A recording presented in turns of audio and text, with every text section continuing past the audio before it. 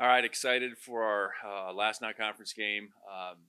Felt like we made good progress last week in getting our first win, and we need to continue to make that progress as we close out the non-conference this week against Mercyhurst. Reflecting on that win, I think we continued to play defense at a pretty high level, in particular with the top group out there. Looking at the last two games, we've been really good on third down.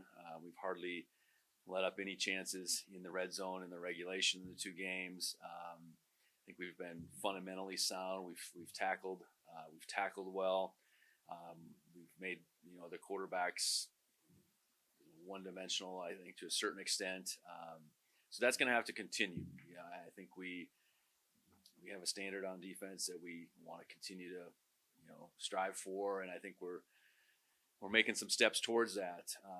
I think offensively, that was a game where we knew we would have to throw it effectively, throw it efficiently, and we did that. I thought getting our run game going was a little slower than I would have liked, but I think ultimately we got that going. And the way our short passing game, our RPO game, and our run game are all going to complement each other. I think that's starting to take shape on Saturdays.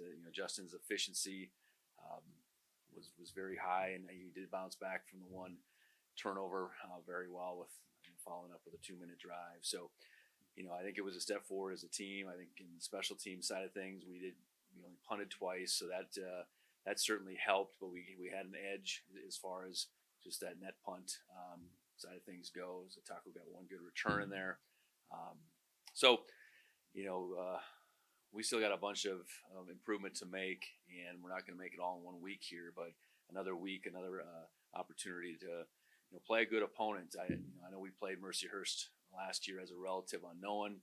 I think when they showed up, I think we felt like there was definitely talent on that team, and I think they've continued to take some strides there, as this is just their second year in the FCS. They've played two FCS teams in Youngstown, in Sac State, relatively tough. Held a lead into the second half against Sac State before that kind of got away from a lot of the same components as last year. Obviously, same head coach. He calls the defense, same offensive coordinator, same quarterback. But a continued, I think, a group that continues to get better as far as how they're playing on the field and how they look. And they're certainly going to be familiar with making the trip out here and playing in our stadium. So excited for them to get out here and excited for another opportunity that our guys will have. And good week of practice will have to be a part of it. And I think we've been able to stack a couple of those weeks up now, and I think our guys are getting into that routine that they need to be in, and how the weeks need to work and how the preparation needs to be at the forefront of our ability to play well on Saturdays. So with that, I'll open it up for questions. On Saturday, want to throw the ball more around the offensive line, also attacking the box. Anything else on film that you saw that maybe contributed to the slow start with the running game? Yeah, well, I think San Diego's defense by nature and putting the extra hat up there, they're going to have that guy be the unblocked guy, and that might be a 3-4 yard gain. So those plays here and there, you're going to have to be okay with. And then ultimately, Julius's touchdown was similar in the fact that the unblocked guy was right there, and we were able to, break out and have a big gain. In the midst of that, though, there was a few plays with communication, communicating so everybody's on the same page, I guess. And then, I think there was just a few things fundamentally that we didn't do well. And then it felt like, at least for Coach Smith, I think every time we did, get the ball out in the perimeter on an RPO, those were the plays we really blocked up well. I think that's the way it goes sometimes. We're a group that's gaining experience, working together, so that's where that communication piece needs to continue to improve. I think just fundamentally and really being able to strain and play with proper pad level. I think there's room for improvement there. Really pleased with how JT's played. Getting transition to center when he did. It was a week before the first game. He played a little bit during spring ball. So really been pleased with that. I think Titan continues to, show that he can play wherever we want to put him. He's done a good job at guard. And, the other three guys, we have two redshirt sophomores and a redshirt freshman that I think their capacity to continue to find a higher level, a more consistent level is just kind of where we're at. And you can throw our tight ends in there too. I think they're a key component to the run game as well. That their level of play needs to, continue to move in the right direction.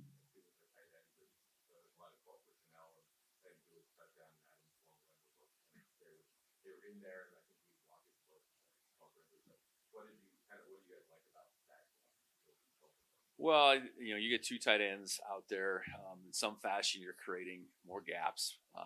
In a team that wants to, again, stack it up with numbers, you're adding a number, I guess. And the whole component of it, I think, team that wants to bring edge pressure, your tight ends allow you to have a little bit more of a guarded edge towards that. You're not going to just an open side to a guard tackle side. So I think, the tight end piece to our run game from a blocking perspective is going to be there in a lot of different ways than how we can use them in the RPO game. We haven't done a lot yet, but I think that's certainly something that can be there as well.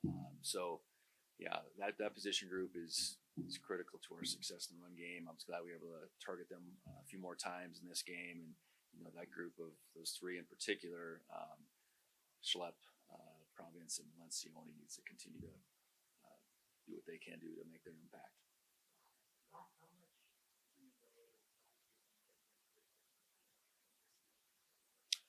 Well, I think you certainly, that's a starting point.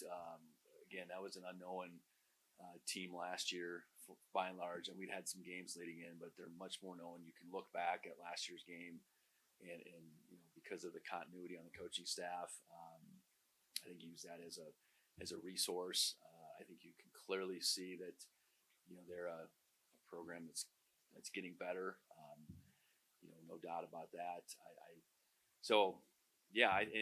And also I think the fact that we played them, they've had these games. I think our level of respect for what they're becoming, I think has to be there. It can't just be about last year's games. I think this year's games got to show they're an emerging program that, again, I felt like last year, as far as just pure talent, I mean, they were a team that you could see they got some guys. And it appears they have a few more guys this year.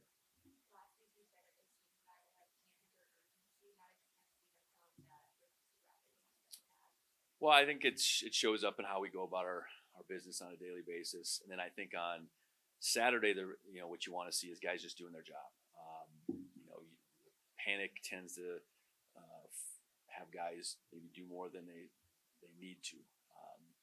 And I thought, in particular, how we played defense, it was a group of guys doing their job, which sometimes isn't, free a guy up to make a lot of plays, but it's freeing someone else. It's not allowing the big play. It's tackling well because we have proper leverage. So I think that's where it reflected on game day. I think during the week though, it was a pretty business-like approach. And you see a team that I think still very much believes it can become more, as opposed to the thought of what are we going to do now, and really being able to live in the moment of one opponent in one game is probably the most telling thing. We're 3 games into the season. We can't be concerned about anything beyond just the 4th game.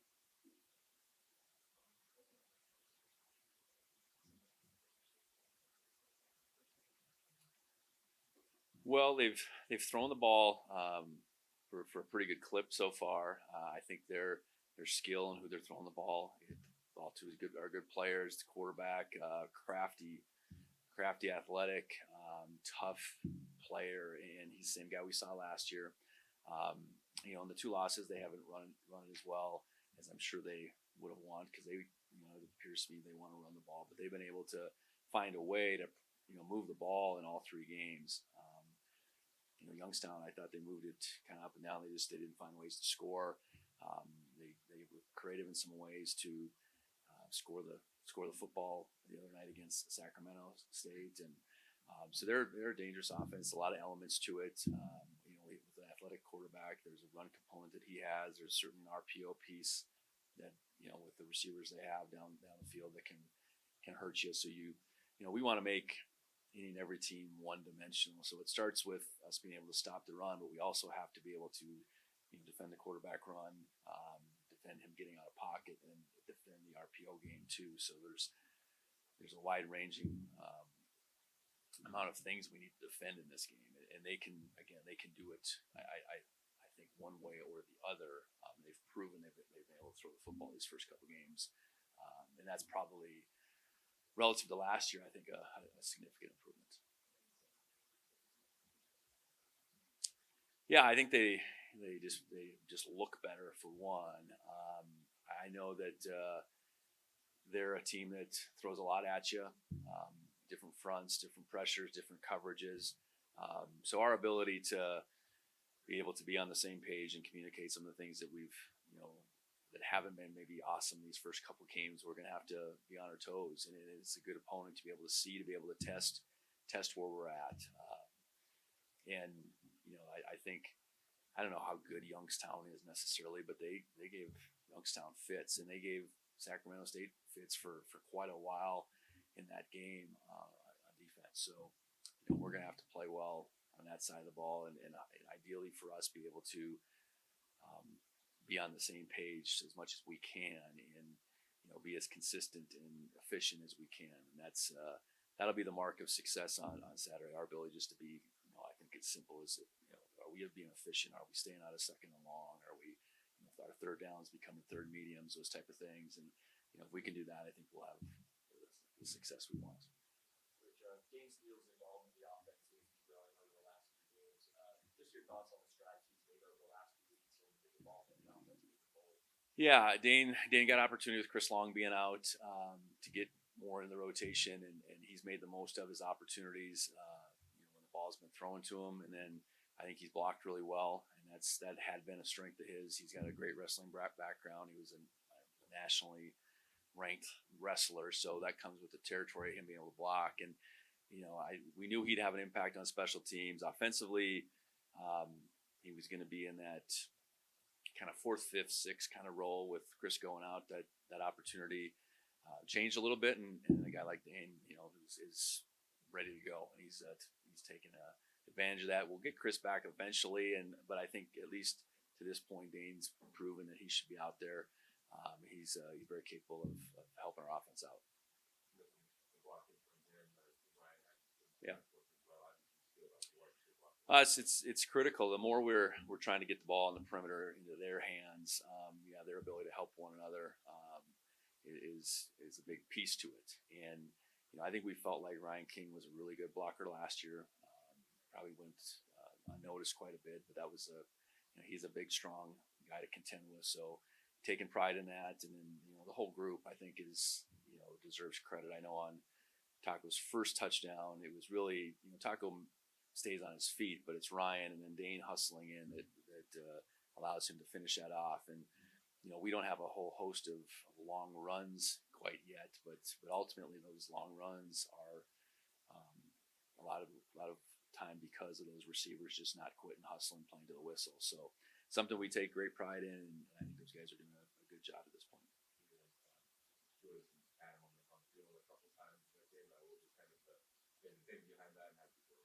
Well, I think developing different packages with those two on the field, because they're obviously both capable runners, but they're both capable blockers, and they're both capable pass catchers. I think the more we can expand upon a two tailback system, so to speak, meaning it might not, in one game, it might just be a couple plays, but over the course of 3, 4, 5 games, what does that look like? And to be able to put them in different positions, I think is the ideal. It just gives the defense obviously more to contend with, and that package of plays I would see just expanding over time.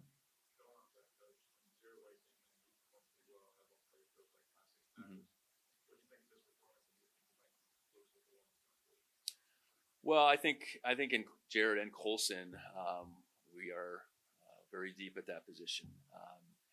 I think at any given time we've primarily played two guys regularly. And the way the first two games played out, we just played those two guys.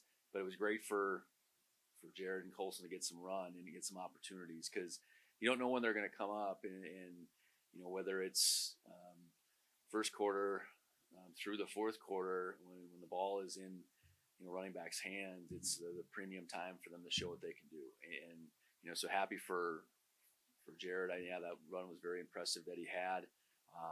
And given the nature of that position, we're gonna be playing with all those guys to some degree as time goes on. And we're healthy right now, which is great. But those opportunities again to get them in the game and see what they can do is really important. So I don't know that we'll expand much beyond regular time with those two, but I think both Jared and Colson are worthy of getting ball in their hands. It's just there's only one ball out there. I think the best I could say is Burke has been dressing. He's had a club on. I think by the week's end he'll be able to go without the club. So what that means, we'll have to see. That's probably the only real update. I know we didn't sustain anything out of the game, which is very positive. I would say Chris Long is maybe the one that's the closest to getting back. But way too early in this week to say whether that's going to happen for this particular game.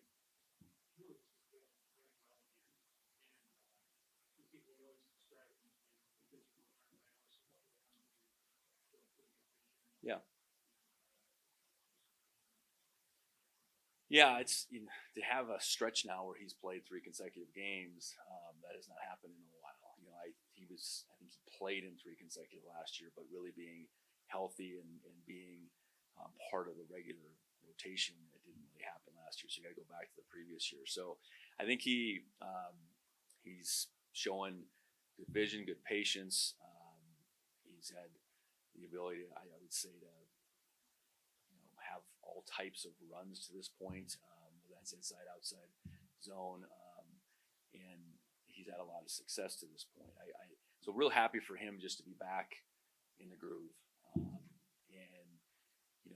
He and Adam are a little bit different stylistically. I know their opportunities in these 3 games have really varied. I think to Julius's credit, he's made most of his opportunities by and large, and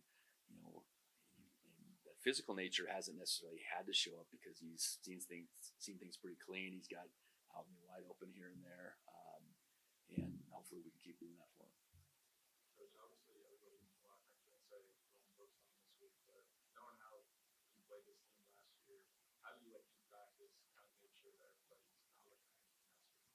It's really that simple. We can't.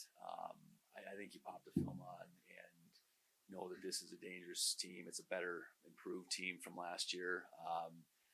And this is 4 years plus now for me, and we've prided ourselves in never getting a step ahead. And because of that, I think we've consistently shown up on Saturdays and made it about that opponent. So that's the expectation. I hope our guys don't even know who we play next. I know conference play starts next, and I know who we play, but I don't think they're even into who that is.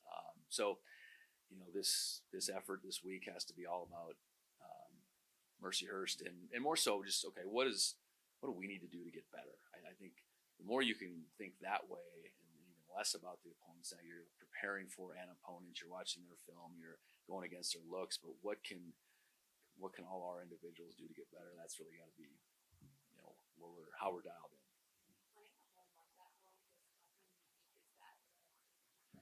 Yeah, it hasn't happened here during my time. It probably doesn't happen all too often.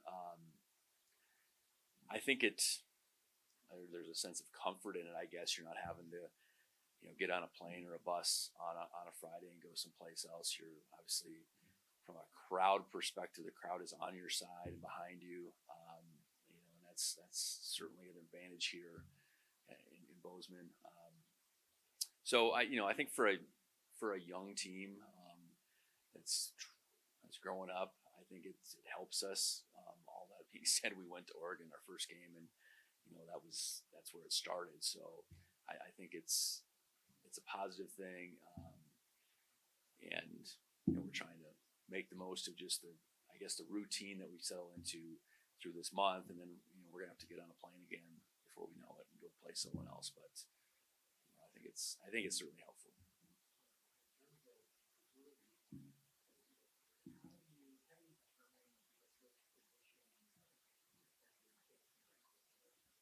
Yeah, we really try hard to make that determination while they're still in high school. I never liked the thought that we're going to recruit you as something, and then we see you as something else. We see you as something. I want to be clear. I don't want that to be this disappointment that then would come about when someone gets here. If someone knows what they're getting themselves into and um, comes here and makes that choice, that's great. Now, it doesn't mean we haven't had a few position moves along the way. So, I think that when that comes into play is you recruit good football players. How they're going to grow and how they're going to develop. I think sometimes you think you have a pretty good thought of what that's going to look like, and sometimes it doesn't quite play out that way. So position moves from time to time can happen while they're here, but hopefully we have that figured out on the front end. In large part because we're trying to put a roster together that isn't endless, and we have a number of guys that we would like to have at each position. So if you have a bunch of guys that are going to be fluid, that doesn't add up real well, and you have some shortcomings at some positions just based on numbers. So making those projections isn't always foolproof. You want, like in Cole's case, you saw the size, the athleticism, and I think the intelligence that you feel like he can make that transition, but it takes some time. And I know in Cole's case, you got to be committed to that transition, and not think it has to happen too soon. I guess that's maybe just having a relative timeline, a plan for development. I think is always a piece to those decisions we make. Yeah.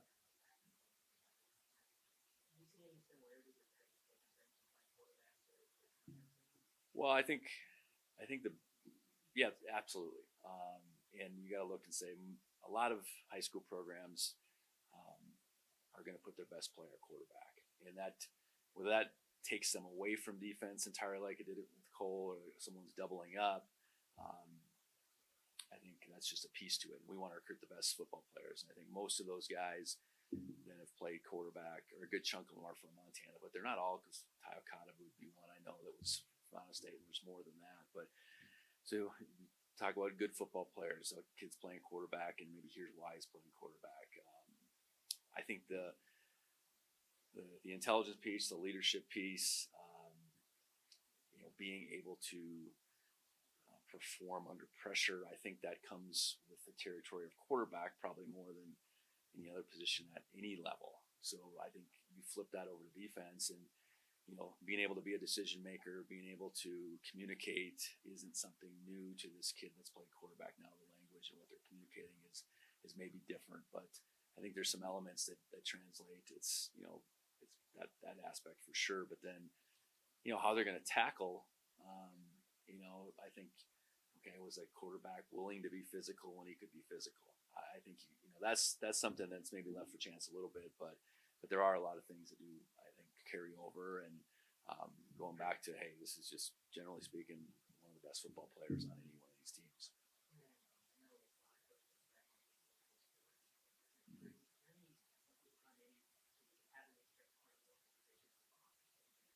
Yeah, for sure. Yeah, we talk about multi-position, multi-sport. That really goes for just about any position. I know when you can see them on the other side of the ball, that is a real added value. And if they're not, okay, why aren't they? And some of it's just coaches are going to be too platoon. They're just not going to do it. Some of it is they certainly want to protect a guy, protect a quarterback. But if a guy's capable of playing both sides and does it, it gives you that much have much more to look at. I think of running backs that play both ways. There's a lot to be said for that. You know, um, Receivers and seeing how competitive they are, and if they're getting a chance to play DB, what does that look like? And the same goes for defensive guys that are getting flipped over and playing at least some aspect of the offense. They might not be a regular offensive player, but when things are on the line, they're going to be out there. They're going to be returning kicks or whatever. So yes, the multi-position piece, while it might not be in a young man's control, if he's out there on both sides of the ball, it means a lot to us.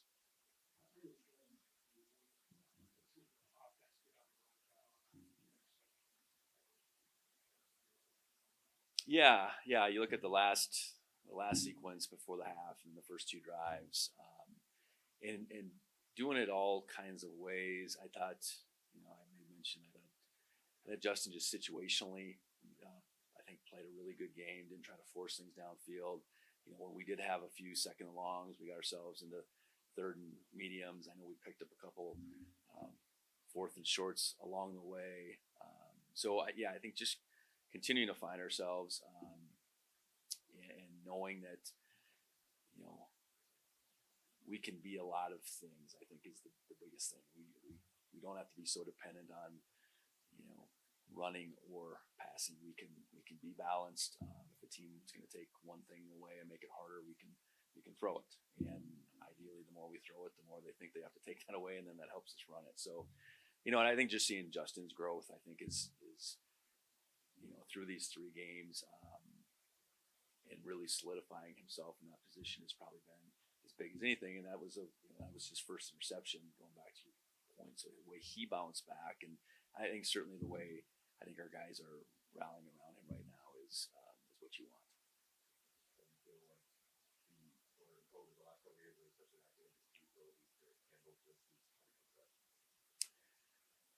Yeah, we took a couple sacks in that game. One, they had us outnumbered. We got to communicate better there. I thought we handled the twist game, I think, better in that game than we had the first 2. Again, that's a group coming together, and I mean the communication aspect in those critical situations is a pretty huge component. But then also, if I'm a guard and tackle, what can these 2 guys do, and how can I combat what they can do from a pressure perspective?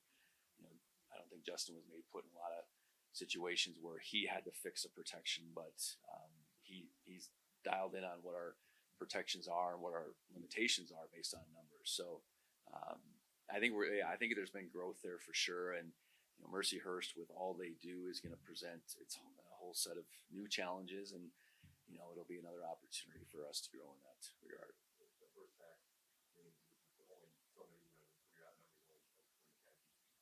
Yeah, we just have to have a better answer. We let a free rusher to the A gap. That's not what we want. That's a direct line to the quarterback. We had a high snap on that play too, so it took Justin's eyes off it. So, they bring 6 to our 5. That's certainly what the defense can do. But where now is their weakness? What do we need to do to be able to combat that? The next time that scenario pops up,